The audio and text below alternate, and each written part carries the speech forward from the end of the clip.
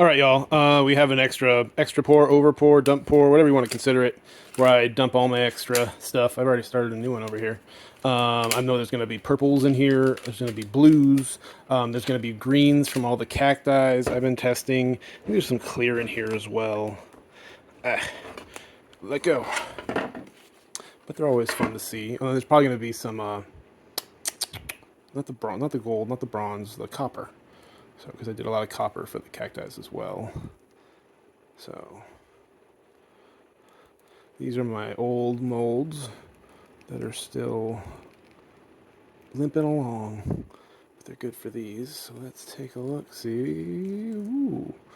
Oh wow, so it's almost all copper. Whoa. So like almost all copper. I thought it was gonna be green, but I lied. It's all copper on the top, and then like basically purple, almost all purple, and then blue, and then maybe this is clears. We'll get it out of here and take a harder look. But there's some cool copper running up his body, and look, his feet are clear. That's funny. All right, let me get out of here and we'll take a better look. All right, better look. Pretty dope. The antlers are almost all copper. You can see there's a little bit of green, like very transparent green in this one right here.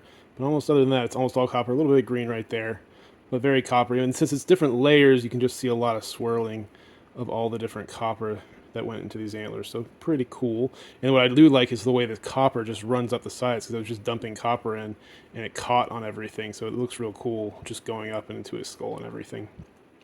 There are some transparent layers. Like these darker layers are actually not dark, they're transparent. If you could hold it up to the light, you can see all the way through. You can see a little bit of light coming through the other side on there.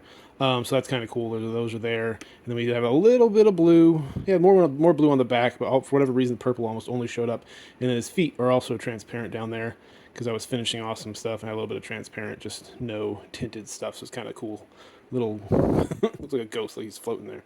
And the back of his tail is kind of transparent. So a little bit of transparency right here, but there's a bunch of purple and blue. So the cool thing is this guy glows. So hold on, let's take a look at the glowing.